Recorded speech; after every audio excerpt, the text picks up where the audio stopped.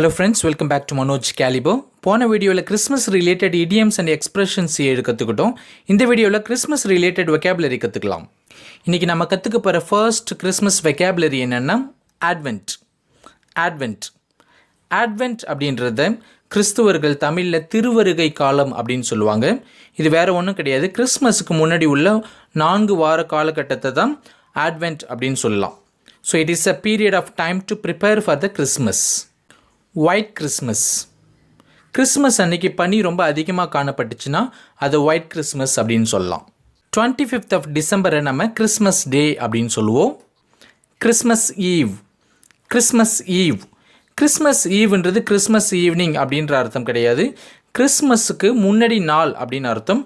குறிப்பாக கிறிஸ்மஸுக்கு முன்னாடி நாள் உள்ள ஈவினிங், அதாவது 24th of December அப்படின்னு அர்த்தம். பாக்ஸிங் டே அப்படின்றது கிறிஸ்மஸுக்கு அடுத்த நாள், அதாவது 26th of December. ஸோ அன்னைக்கு தான் கிறிஸ்துவர்கள் ஏழைகளுக்கு உதவி செய்வாங்க அல்லது பரிசுகள்லாம் கொடுப்பாங்க. ஸோ அதனால தான் அதுக்கு பேர் பாக்ஸிங் டே. கிரிப் குடில். கவுஷெட் மாட்டு கொட்டகையில் தான் இயேசு பிறந்தார். கவுஷெட் அப்படின்னா மாட்டு கொட்டகை. ஸ்டாச்சூஸ் சிலைகள். அந்த கிரிப்பில் உள்ள சிலைகளை தான் நம்ம ஸ்டாச்சூஸ் அப்படின்னு இங்கிலீஷில் சொல்லுவோம். நட்டிவிட்டி அப்படின்னாவே கிறிஸ்து பிறப்பு அப்படின்னு அர்த்தம். ஸோ கிறிஸ்து பிறப்பு சம்பந்தமான சிலைகளுடைய தொகுப்பை தான் நம்ம நட்டிவிட்டி செட்ஸ் அப்படின்னு சொல்லுவோம். அதாவது குடியில் இருக்கிற அந்த சிலைகளுடைய ஒட்டு மொத்தத்தை நம்ம நட்டிவிட்டி செட்ஸ் அப்படின்னு சொல்லுவோம். ஹாலி லீவ்ஸ் கிறிஸ்மஸ் டெக்கரேஷன்ஸுக்காக அதிகமாக இதை நார்த் அமெரிக்கன்ஸும் யூரோப்பியன்ஸும் அதிகமாக பயன்படுத்துவாங்க. பட் இது நமக்கு அவைலபிள் இல்லை அப்படின்றதுக்காக நாம் என்ன பண்ணுறோன்னா ஆர்டிஃபிஷியல் ஹாலி லீவ்ஸை நம்ம பயன்படுத்தி கிறிஸ்மஸ் டெக்கரேஷன்லாம் பண்ணுறோம். Christmas tree. கேண்டி அப்படின்றது சாக்லேட், கெயின் அப்படின்றது குச்சி. ஸோ கேண்டி கெயின்ஸ் அப்படின்றது கிறிஸ்மஸ் தாத்தாவுடைய வாக்கிங் ஸ்டிக் வடிவில் இருக்கிற ஒரு சாக்லேட். இதை வச்சு கிறிஸ்மஸ் ட்ரீயெல்லாம் டெக்கரேட் பண்ணுவாங்க. ஸோ செலிப்ரேஷன் முடிஞ்ச பிறகு குழந்தைங்கள்லாம் இந்த சாக்லேட்டை சாப்பிடுவாங்க. ஆர்னமெண்ட்ஸ். டென்சல்.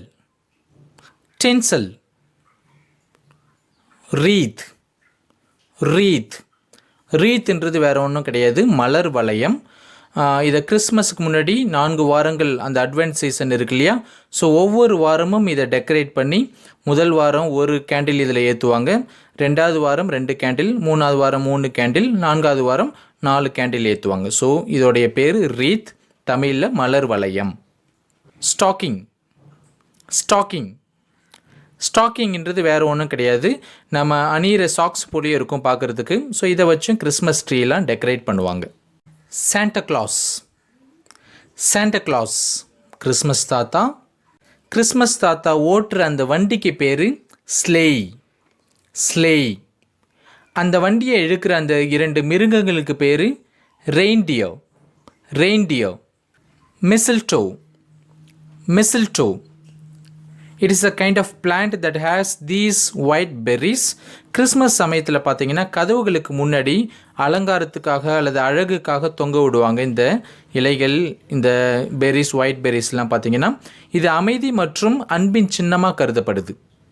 கிறிஸ்மஸ் கேரல்ஸ் அப்படின்னா உல்லாச பாட்டு அப்படின்னு அர்த்தம். ஸோ கிறிஸ்மஸ் கேரல்ஸ்னால் கிறிஸ்மஸ் உல்லாச பாட்டு. ஸோ கிறிஸ்மஸுக்கு முன்னாடியும் சரி, கிறிஸ்மஸ் அன்னைக்கும் சரி, அல்லது கிறிஸ்மஸுக்கு அடுத்தது கிறிஸ்மஸ் கொண்டாட்டத்துக்காக பாடப்படுகின்ற அந்த பாடல்களை நம்ம கிறிஸ்மஸ் கேரல்ஸ் அப்படின்னு சொல்லுவோம். Christmas presents. ஸோ கிறிஸ்மஸ் கிஃப்ட்ஸை நம்ம கிறிஸ்மஸ் ப்ரெசன்ட்ஸ் அப்படின்னு சொல்லுவோம். ரேப்பர் அப்படின்றது வேறு ஒன்றும் கிடையாது, அந்த கிஃப்டெல்லாம் கவர் பண்ணுறதுக்காக நம்ம யூஸ் பண்ணுற அந்த பேப்பர்ஸை தான் ரேப்பர் அப்படின்னு சொல்லுவோம். ரேப் அன்ரேப், ஸோ ரெண்டுமே வேர்ப்ஸ்.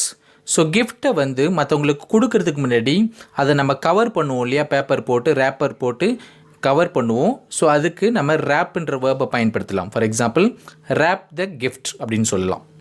ஸோ gift நமக்கு ஒருத்தவங்க கொடுத்த பிறகு அந்த கிஃப்ட்டை நம்ம பிரிப்போம், அந்த ரேப்பர்ஸ் எல்லாம் பிரிப்போம் இல்லையா? ஸோ அதுக்கு இந்த வேர்பை பயன்படுத்தலாம், unwrap. For example, unwrap the gift. Snowflake, snowflake. Snowman, snowman. Candles, angels. Christmas bells, stars, ribbons. Christmas decorations, Christmas lights. And finally, Merry Christmas. Merry Christmas. Merry அப்படின்னா ஹாப்பி அப்படின்னு அர்த்தம். ஸோ Merry Christmas என்ற எக்ஸ்பிரஷனை Christmas வாழ்த்து சொல்கிறதுக்காக நம்ம பயன்படுத்தலாம். So Merry Christmas to all of you. May you have a wonderful Christmas this year. Thank you.